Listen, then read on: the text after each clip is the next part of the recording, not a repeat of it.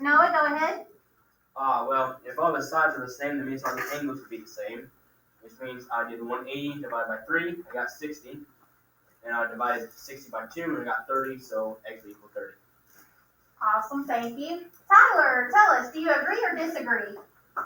I agree. Yeah, very good. So if you look at your notes and turn over to the back page, and it's not the last problem, but the problem right before that, and it said if all of these sides are congruent, which they are because they're all 12, then that means all of these angles are congruent.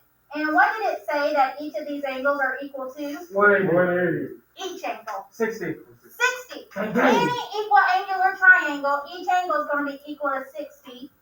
Therefore, you would just do 2x equals 60, and then this exact problem was on your notes.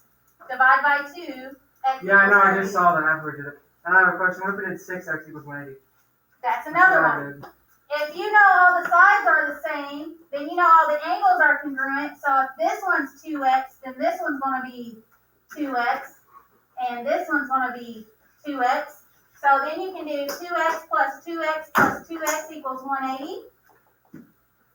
Combine like terms, 6x equals 180. Divide by 6, x equals 30. Either way works. Okay.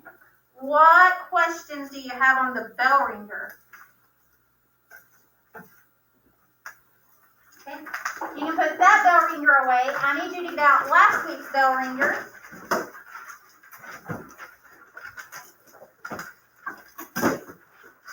And then on last week's bell ringer, it had these two angles marked congruent. This angle was 70 degrees. You had to find the measure of angle 1, which was the exterior angle. Okay, so if these two angles are congruent, then this one's 70. This one also would be 70. And then these two make a linear pair. So that means these two angles added together is 180. So to find the angle 1, you do 180 minus 70, which is 110 degrees. Or you could have done 70, 70, that's 140, so this one up here would be 40. And then this is an exterior angle, so it's equal to these two added together. 70 plus 40 is 110. Okay. What questions do you have for me on the bell ringer from last week? Okay. Pass those to the front row passing to the right.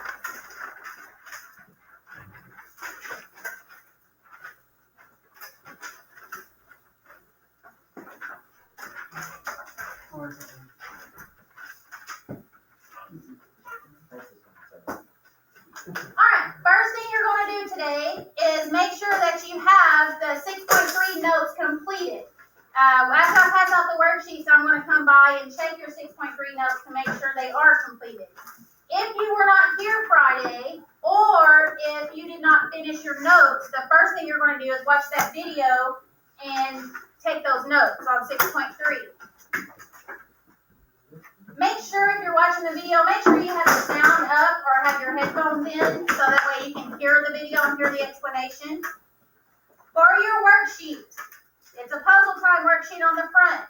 Remember, don't forget to write your answers beside the exercise problem.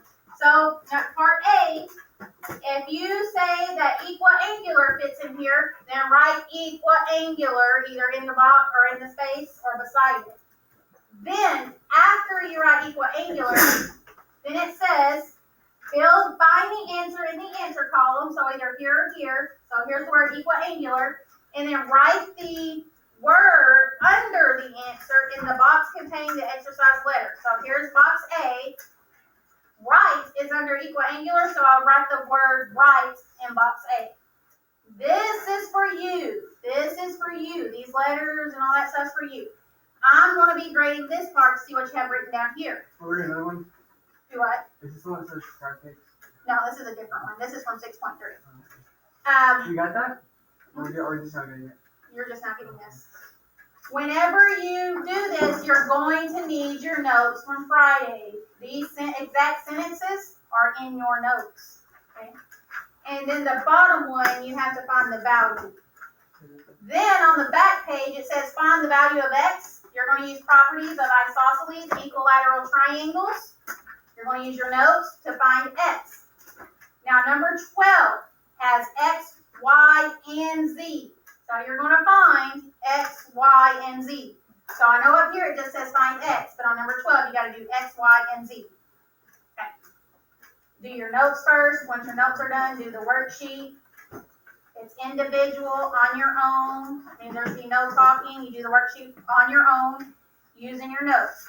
I'm going to be coming by to check your notes, so make sure you have your notes completed. If you do not, that's the first thing you want to do is complete your notes.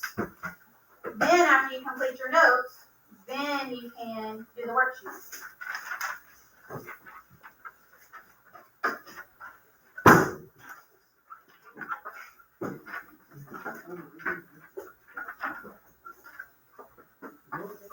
Oh, tomorrow you will have a class assignment on 6.3. Wednesday, you're going to take your Chapter 6 practice test. And you'll do a test analysis to see what you need to work on for the actual test on Friday. Thursday, we'll review. Friday's your actual Chapter 6 test. Also, remember on your practice test, if you make it 90% or above, you will not have to take the actual test on Friday.